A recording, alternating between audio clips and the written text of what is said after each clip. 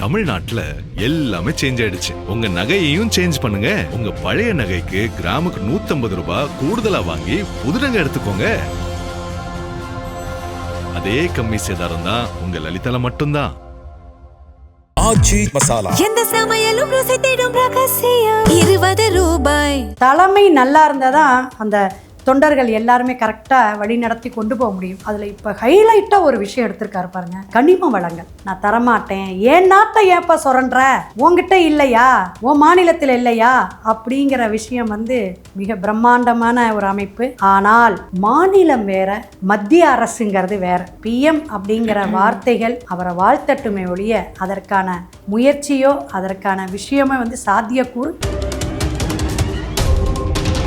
தனுஷ் நல்ல ஒரு எண்ணம், நல்ல ஒரு சுறுசுறுப்பு, நல்ல ஒரு இளைஞருங்கிற ஒரு விஷயத்தில் அவருக்கு நிகரான வயதோட்டத்தில் அவர் இறங்குறார் களத்துலேன்னு வைங்க. சதயம் நட்சத்திரம் கும்பராசிமா, லக்னம் விருச்சிகம், குரு வக்கரமாக இருக்கிறார். கல்வியை அவருக்கு தடையை கொடுத்துருக்கக்கூடிய அமைப்புக்கு லக்ன குரு வக்கரம். அவர் மாசு காட்டலாம், இறங்கலாம், பாடுபடலாம், உழைக்கலாம், எல்லாமே பண்ணலாம். அந்த ஜெயிக்கணுங்கிற விஷயம் வரணும்ல. மக்கள் தீர்ப்பே மகேசன் தீர்ப்புன்னு அவர் ஜெயிச்சிட்டார். அந்த அளவுக்கான ஒரு ரீச்சான ஜாதகம் தசாபுத்தி இவருக்கு. தனுஷு சாருக்கு போட்டியாக இருக்கும். அடுத்தது நம்ம பழைய சிஎம் உடைய மகன் உதயநிதி ஸ்டாருக்கும் போட்டியாக இருக்கும். ஆமாம், நம்ம அண்ணாமலை ஜி அவருக்கும் போட்டியாக இருக்கும் அப்படின்னு ஒரு துணிவோடு இறங்குறாங்க. எல்லாரும் ஜாதகமும் கொலாப்ஸ் அப்படின்னு சொல்லலாம். இதெல்லாம் வச்சு வக்கரம் ஆவாங்க. அப்புறமே வர்க்கர கதி நிவர்த்தி ஆவாங்க. ராகு கேது பயிற்சி வரும். இதெல்லாம் பார்க்கும் பொழுது விஜய் சாரோட மாசு வேற எந்த மற்றவங்களுக்கெல்லாம்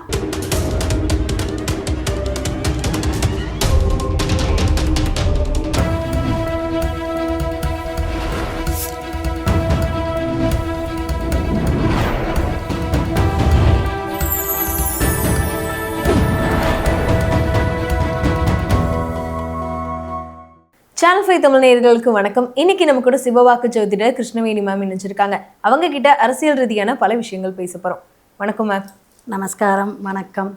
ஓம் பூச்சியாய ராகவேந்திராய சத்திய தர்ம ரதாய சபஜத்தாம் கல்ப விருஷாய நமதாம் காமதேனவே. ஸ்ரீ ராகவேந்தருடைய பொற்பாதம் தொட்டு வணங்கி குரு வாழ்க, குருவே துணை. சொல்லுங்கம்மா மேம், நம்ம பிரதமர் மோடி அவர்களுக்கு எதிராக இப்போ ரீசன்ட் டைம்ஸ்ல நிறைய போராட்டங்கள்லாம் நடந்துட்டு இருக்கு. அவரோட ஜாதக அமைப்பு எப்படி இருக்கு மேம்? இதுக்கப்புறம் இதெல்லாம் அவருக்கு சாதகமா அமையுமா, இன்னும் பிரச்சனைகள் வரக்கு வாய்ப்புகள் இருக்கா? மோடிஜி அவர்களுடைய பாதம் தொட்டு வணங்கணும். ஏன்னா நம்ம நாட்டோட தேசத்துடைய தலைவர், பாரதத்தையே காப்பாற்றக்கூடிய ஒரு மகான் அப்படின்னு சொல்லலாம். அவர் ஒரு புனிதமான ஒரு நல்ல விஷயங்கள் நிறைய செஞ்சிட்ருக்காரு. பல நாடுகள் போயிட்டு நம்ம நாட்டுடைய பெருமை அருமைகள்லாம் சொல்லி அங்கே என்ன இங்கே என்னங்கிற ஒரு இணைப்பு பாலமாக இருக்கக்கூடிய ஒரு சித்தர்னே சொல்லலாம். அந்தளவுக்கு இப்போ பார்த்திங்கன்னா அவருடைய நட்சத்திரம் அப்படிங்க பார்த்தம்போது அனுஷ நட்சத்திரம். காலசக்கரத்துக்கு 8ஆம் பாவகத்தில் இருக்கக்கூடிய நட்சத்திரம் புனிதமான நட்சத்திரம், மகா பெரியவர் பிறந்த நட்சத்திரம், அவதரித்த நட்சத்திரம்லாம் சொல்லலாம். இருப்பினும் சனி பகவானுடைய நட்சத்திரமாக இருக்கிறதுக்கு ஒரு வேல்யூ உண்டுமா. அதை நம்ம இங்கே சிஎம்முக்கும் பார்க்குறோம், பூசத்தை. ஏன்னா மக்களுடைய மக்களாக இணக்கமாக இருக்கக்கூடிய அமைப்புக்கு அந்த சனி பகவானுடைய நட்சத்திரம் ஒன்று தான் நடக்க முடியும். இல்லாட்டி இது பண்ண முடியும். எல்லாருடைய மனசுலையும் ஒரு குடி வர்றது, ஒரு நல்ல இணக்கத்தோடு வர்றது, அன்பாக வர்றது, ஆட்சி பீடத்துக்கு வர்றது சூரியன் செவ்வாங்க. இந்த செவ்வாய் சந்திரன் பார்த்திங்கன்னா மோடிஜி அவர்களுக்கு நம்மளுடைய அந்த விருச்சிகம் செவ்வாய், அங்கேயே சந்திரன் இருக்கிறார் அவருக்கு. சரிங்களா? அப்படி இருக்கிற காலகட்டமாக அவருடைய சுய ஜாதகம் சொன்னாலும் சனி பகவான் வக்கரம் பெற்று, சனி பகவான் வக்கரம் அடைஞ்சதுக்கப்புறம் தான் இந்த ஒரு மாதமாக பாருங்கள் பல பிரச்சனைகள் வந்ததுக்கு காரணம்னு சொல்லலாம். ஏன்னா மீனத்தில் சனி பகவான் இப்போ சஞ்சாரம் பண்ணிகிட்ருக்காரு. செவ்வாய் பார்த்திங்கன்னா ரிஷபத்தில் இருக்கார். புதன் நம்ம எடுத்துக்கணும் கண்டிப்பாக. இப்போ புதன் என்னென்னா அந்த படிப்புக்கு கல்விக்கு அப்படிங்கக்கூடிய கிரகம். அவர் பார்த்திங்கன்னா பகை பெற்று செவ்வாவுடைய சேர்க்கையிலேருந்து இப்போ மிதுனத்தில் கனெக்டிங்கில் இருக்கார். ஒரு மாத காலமாக இந்த நீட்டு தேர்வுக்கு மாணவர்கள் எந்த போராட்டம் செஞ்சாங்க, யாருடைய தூண்டுதலில் செஞ்சாங்க, இதில் வெளி மாநிலம் இவங்களுடைய தொடர்பெல்லாம் என்ன இருந்துச்சு, அதர் கண்ட்ரியோட அமைப்புலாம் எப்படி தூண்டி விட்டாங்க, இதை காரணம் கட்டி பல பிரச்சனைகள். இங்கே உள்நாட்டிலே ஒரு சலசலப்பு, இங்கே நம்ம மாவட்டந்தோறும் பிரச்சனைகள். இதெல்லாம் வந்து நீட்டு தேர்வு மட்டும் ரத்துக்கான விஷயம் கிடையாது. அந்த போக்கே சிந்தனையே இல்லை. ஏன்னா குரு பகவான் வந்து சூரியன் எங்கே இருக்கார் பார்த்தீங்கன்னா, தலைமைங்கிற ஒரு கிரகம், ஆட்சி கிரகம். அந்த ஆட்சியோடைய அமைப்பில் இருக்கக்கூடிய சூரிய பகவான் சந்திரனோட இடத்துல கட்கடக மாதத்தில் இருக்கக்கூடிய அமைப்பு. இந்த ஆடி மாதமே நம்ம என்ன சொல்லுவோம், ஒரு போர்க்கள மாதம். மகாபாரத போர்லாம் இந்த இதில் தான் நடந்தக்கூடிய அமைப்பை கொடுக்குது.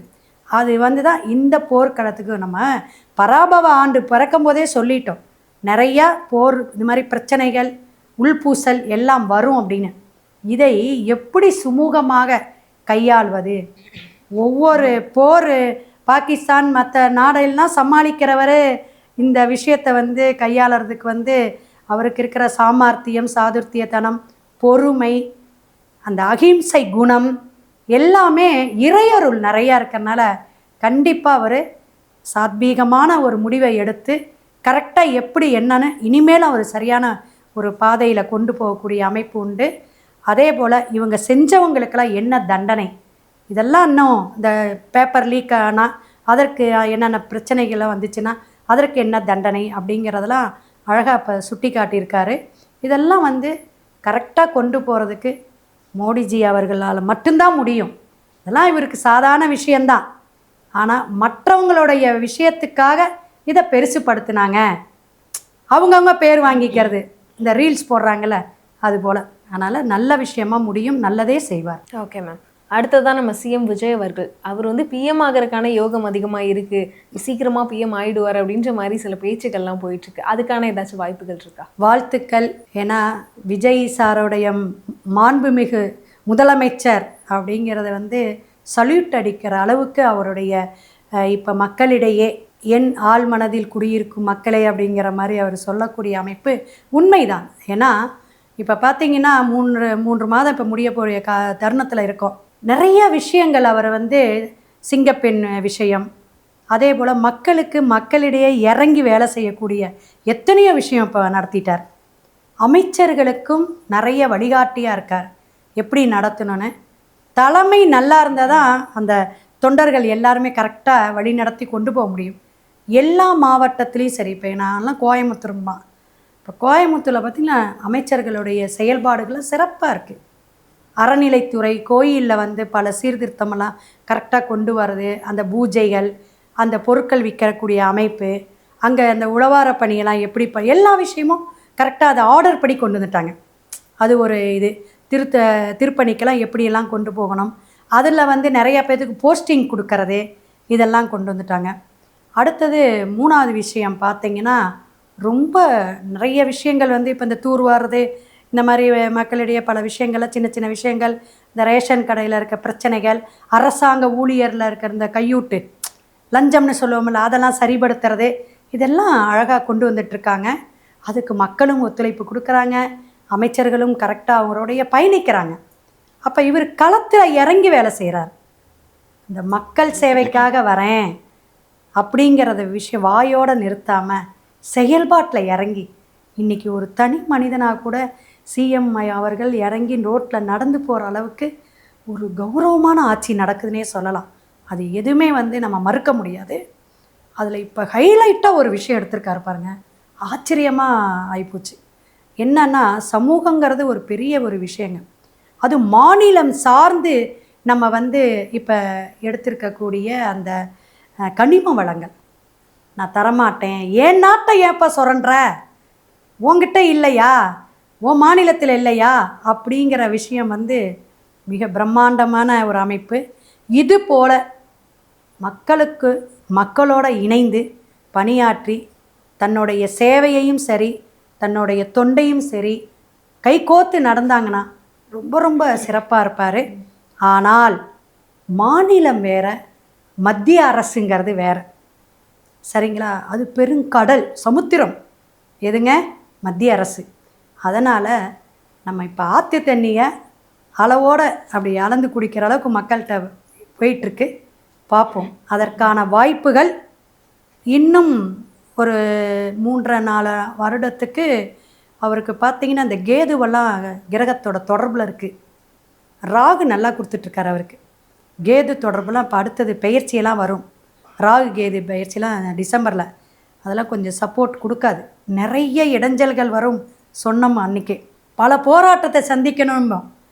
இப்போ என்னென்ன கிளப்பி விட்டுட்ருக்காங்கன்னு தெரியும் உங்களுக்கு. அத்தனையும் இவர் சமாளித்து வரணும். பிஎம் அப்படிங்கிற வார்த்தைகள் அவரை வாழ்த்தட்டுமே ஒழிய அதற்கான முயற்சியோ அதற்கான விஷயமோ சாத்தியக்கூறு இல்லை அப்படிங்கிறது தான் ஜாதக கட்ட ரீதியாக நம்ம சொல்கிறது. அடுத்ததான் சினிமாலேருந்து இன்னொரு பெரிய ஆள் அரசியலுக்கு வரப்போறாரு அப்படின்னு சொல்லி கேள்விப்பட்டிருப்பீங்க, நம்ம தனுஷ் அவர்கள். ஏன்னா கொடியெல்லாம் சொல்லியிருந்தாங்க. ஸோ அதுக்கப்புறமா தொடர்ந்து பார்த்தீங்கன்னா மக்கள் மத்தியிலே தனுஷ் அவர்கள் அரசியலுக்கு வரப்போறாரு அப்படின்ற மாதிரி நிறைய பேச்சுகள் போயிட்டுருக்கு. சமீபத்தில் கூட ப்ரெஸ் மீட்டில் அவருமே அந்த மாதிரி தான் பேசியிருந்தார். ஸோ அதை பற்றி, அவர் அரசியலுக்கு வரதை பற்றி வந்தால் எப்படி இருக்கும், அவரோட ஜாதக அமைப்பு பற்றி எப்படியோ கோத்து விடணும்னு முடிவு பண்ணிட்டீங்க. சிறப்பான கேள்விமா. நம்ம ஃபஸ்ட்டு மிக சிறப்பாக 100-110 சீட்டு வரும் அப்படிங்கிற ஒரு ஓட்டு கணிப்பை 2 மாதம் முன்னாடியே நம்ம அழகாக ஆணித்தரமாக சொல்லியிருந்தோம். ஆமாம், சிறப்பான ஒரு தகவல். நம்ம என்னென்னா 20 ஆண்டு காலமான அந்த துறையில் நம்ம இருந்துகிட்ருக்கோம். அனுபவம் தான். இப்போ ஒரு கட்டத்தை பார்க்குறோம். லக்னம் எப்படி இருக்குது, 1-5-9 எப்படி இருக்குது, பாக்கியஸ்தானம் எப்படி இருக்குது, இதுதான்.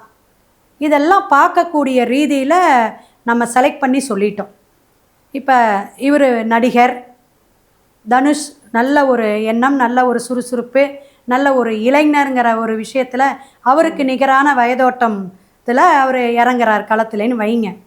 அப்போ அவரை விட சின்னவர் அப்படிங்கிறத விட அனுபவம் அவ்வளவா இருக்கிறது சினிமா துறையில் நல்ல ஒரு வில் பவர் தான், ஒன்றும் நம்ம சொல்கிறதுக்கு இல்லை. இந்த அரசியல் துறையில் வர்றதுக்கான வாய்ப்புகள் அப்படிங்கும்போது நமக்கு நிறைய யோசிக்கணும்.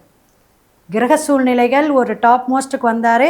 ஒரு டாப் இதில் சினிமா துறையிலையும் சரி, ஒரு பிரபலியமான ஒரு சினிமா துறையில் இருக்கிறவருக்கு மருமகன் அப்படிங்கிற ஒரு அந்தஸ்தை பெற்றார். இல்லைன்னு சொல்லலை, மக்களிடையே எல்லாருக்குமே தெரியும்.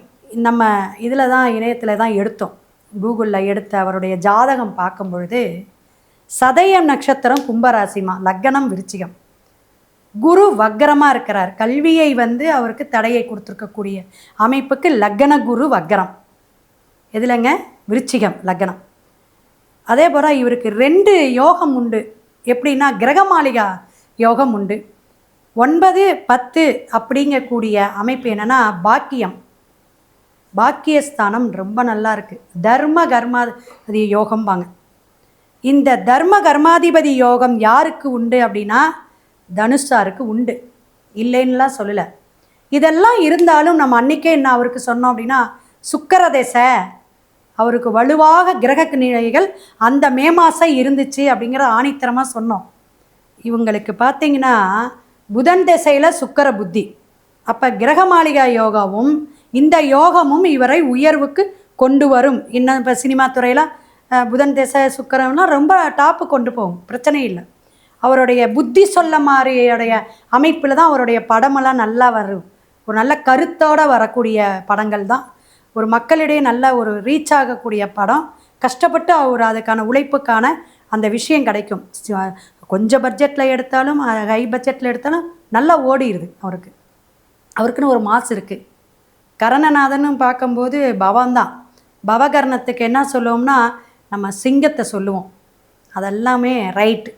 தசாபுத்தி அவருக்கு தற்சமயம் என்னுடைய கருத்து கணிப்பு படி அவர் மாசு காட்டலாம், இறங்கலாம், பாடுபடலாம், உழைக்கலாம், எல்லாமே பண்ணலாம். அந்த ஜெயிக்கணுங்கிற விஷயம் வரணும்ல. அப்படி இறங்குனாருங்க, மாசு மாதிரி ஜெயித்தாங்க. மக்கள் தீர்ப்பே மகேசன் தீர்ப்புன்னு அவர் ஜெயிச்சிட்டார். அந்த அளவுக்கான ஒரு ரீச்சான ஜாதகம் அமைப்பு. தசாபுத்தி இவருக்கு ஒத்துழைப்பு கொடுக்கறது ரொம்ப ரொம்ப கஷ்டமாக. அதுவும் சொல்லப்போனால் கிட்டத்தட்ட நான் ஒரு 4-5 ஆண்டுகளுக்கு ரொம்ப கஷ்டம். இதுதான் நான் பார்த்த அவருடைய ஜாதகத்துடைய கணிப்பு. ஏதோ ஒரு விதத்தில் மக்கள்கிட்ட ஒரு பதிவு கொடுக்கலாம், சேவை மனப்பான்மையாக கொடுக்கலாம். அது அவரோட லக்னத்தில் குரு, அதனால் அது கொடுக்கக்கூடிய அமைப்பு இருக்கும். நல்ல ஒரு விஷயத்தை பாடத்தை கற்றுக்கக்கூடிய அமைப்பும் இதில் நிறைய பாடம் கற்றுக்குவார். அதெல்லாம் உண்டுமா, பொறுத்திருந்து காத்திருந்து பார்ப்போம். Okay ma'am. இந்த 4-5 வருஷம்னு சொல்லியிருந்தீங்க. ஸோ ஆல்ரெடி ரஜினி அவர்கள் அரசியலுக்கு எப்போ வருவார் அப்படின்ற மாதிரி எதிர்பார்த்துட்டே இருந்தாங்க. இப்போ தனுஷ் அவர்கள் வரார் அப்படின்னு சொல்லியிருக்காங்களே. ஸோ இன்னொன்று என்ன சொல்கிறாங்கன்னா 2030 வந்து விஜய் அவர்களுக்கும் தனுஷ் அவர்களுக்கும் தான் போட்டியாக இருக்கும் அப்படின்லாம் சொல்கிறாங்க. ஸோ அதுக்கு எதாவது வாய்ப்புகள் இருக்கா? தனுஷ் சாருக்கு போட்டியாக இருக்கும். அடுத்தது நம்ம பழைய சிஎம் உடைய மகன் உதயநிதி ஸ்டாருக்கும் போட்டியாக இருக்கும். ஆமாம். அடுத்தது யாருங்க, நம்ம அண்ணாமலை ஜி, அவருக்கும் போட்டியாக இருக்கும். எல்லாமே யங்ஸ்டர்ஸ் மாதிரி. ஆமாம், மொத்தமாக அப்படின்னு இல்லைங்க. எல்லாருமே ஒரு பிரபலியமான ஒரு ஃபீல்டில் இருக்கிறவங்க தான். ஆமாம். அவங்கவுங்க ஒரு சேவையை செஞ்சுக்கிட்டு இருக்கக்கூடியவங்க. இப்போ அண்ணாமலைஜியெலாம் நிறைய இப்போ ஓரளவு கற்றுக்கிட்டு வந்துட்டார். என்னென்னா மத்திய அரசுகிட்ட இருந்தார், நிறைய கற்றுக்கிட்டு வந்து நம்ம தனித்துவமாக இப்போ இதுதான் இங்கே பிரச்சனை. நான் தனியாக இருப்பேன், போராடுவேன், மக்களுக்கு சேவை செய்வேன். ஆக மொத்தத்தில் இதில் நல்ல குதூகலமாகவும் மகிழ்ச்சியாகவும் நம்ம வரவேற்கிறது என்னென்னா, மக்கள் இதில் எல்லோரும் பயன்படுவாங்க. ஏன்னா நான் இதை மாற்றுவேன், அதை மாற்றுவேன், மாற்றம் ஒன்றை மாறாதது, நான் இந்த விஷயம் செய்கிறேன் எப்படின்னு ஒவ்வொருத்தரும் ஒரு கையில் ஒரு விஷயத்தை எடுக்கும்போது, இப்போ போதை ஒழிப்பு திட்டம் ரொம்ப அருமையான விஷயம். இப்படி ஒரு பெரிய கான்செப்ட் அவங்க எடுக்கிறாங்க. அப்போ அதை வந்து அந்த ஸ்கிரிப்ட் மாதிரி இல்லாமல் அதை கொஞ்சம் மக்களிடையே நல்லா சேவை செஞ்சு இறங்கி வேலை செஞ்சு அதை மாற்றம் கொடுக்கும் பொழுது ஏதோ ஒரு விதத்தில் ஒவ்வொருத்தருடைய முகமும் வெளியே வந்தாலும் பிரபலியம் ஆனாலும் மக்கள் பயனடையணும். அதில் நம்ம மகிழ்ச்சியாக இருக்கணும். இப்போ இந்த மீன சனி பகவான் என்னன்னா, நம்ம எல்லாரும் நல்லா இருக்கிறதுக்கான இந்த அரசியல் அமைப்பு நமக்கு ஒரு சப்போர்ட்டாக இருக்குன்னு வேற தெம்பாக சொல்லலாம். இப்போ பார்த்திங்கல்ல, அந்த ஆட்சியில் ஒரு ஆதார அட்டையாக இருக்கட்டும், ஒரு ரேஷன் கார்டு மாற்றுறதா இருக்கட்டும், எல்லாமே நிறைய விஷயங்கள் சிஸ்டமேட்டிக்காக வந்துருச்சுமா. சிரமங்கள் இல்லாமல் கொண்டு போகிறார். அந்த மிடில் கிளாஸ் ஏழைகளுக்கு எதாக இருந்தாலும் ஒரு அரசாங்கத்தில் போய் நம்ம கையாளும் பொழுது அதற்கான சிரமங்களோ கஷ்டமோ ஒரு வரவேற்கத்தக்க நிலையில் மக்களை கவனிக்கிறாங்க. அதே கவனிக்கிறேன் நானும். லாரன்ஸ் ஐயாவும் கூட இப்போ அந்த தம்பி வராரு, அரசியலுக்கு வராரு. ஆமாம், லாரன்ஸ் வராரு, இல்லை ராகவேந்திரர் தான் காப்பாற்றணும். அப்படி எல்லாருமே நான் செஞ்சுக்கிட்டு இருக்கேன். இந்த மாதிரி விஷயங்களை நான் சமுதாயத்துக்கு பண்ணிகிட்டு இருக்கேன். இன்னும் கொஞ்சம் அதிகமாக பண்ணணும், அதுக்கு நான் ஒரு போஸ்டிங்கோடு பண்ணணும் அப்படின்னு ஒரு துணிவோடு இறங்குறாங்க. எல்லாரும் ஜாதகமும் கொலாப்ஸ் அப்படின்னு சொல்லலாம். அது மற்ற யார் வந்தாலும் கேட்டாலும் நம்ம சொல்லலாம் அதுக்கான விளக்கங்கள். தசாபுத்தி, லக்னம், இப்போ கோச்சார கிரகங்கள் இதெல்லாம் இவங்களுக்கு ஒத்துழைப்பு தருகிறதா?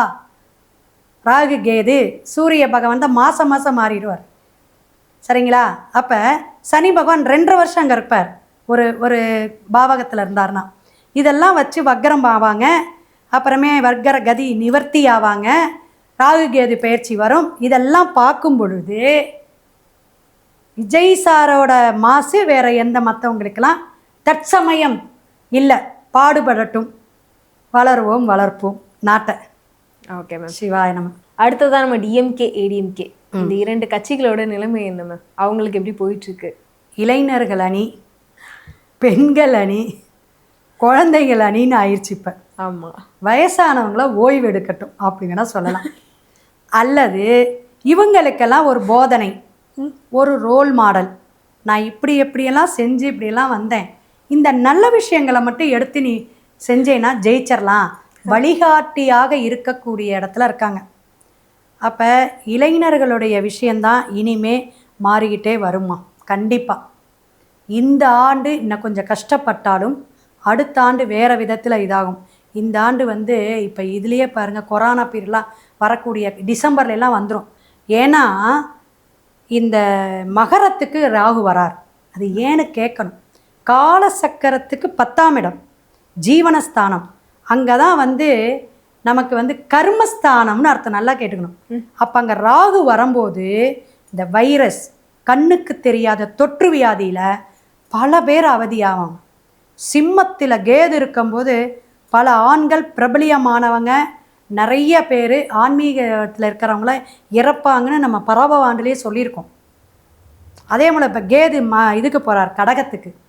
அப்படி போகும் பொழுது இன்னும் பெண்கள் எல்லாம், அப்போ எல்லாமே வாழ்ந்தவங்க முதியோர்கள் இறந்தோம்னா யாருக்குமே பிரச்சனை இல்லை.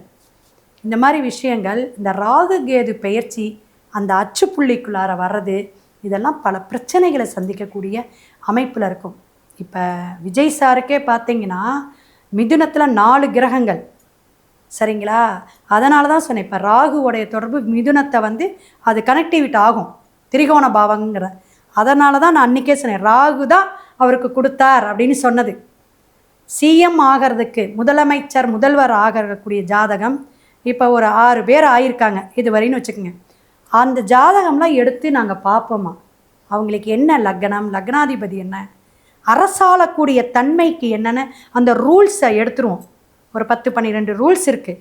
அது இந்த ஜாதகம் வரக்கூடிய அமைப்பு, இப்போ நான் வரேன்னு வராங்கள்ல, அவங்களுக்கெல்லாம் இருக்கான்னு பொருத்தி பார்ப்போம்.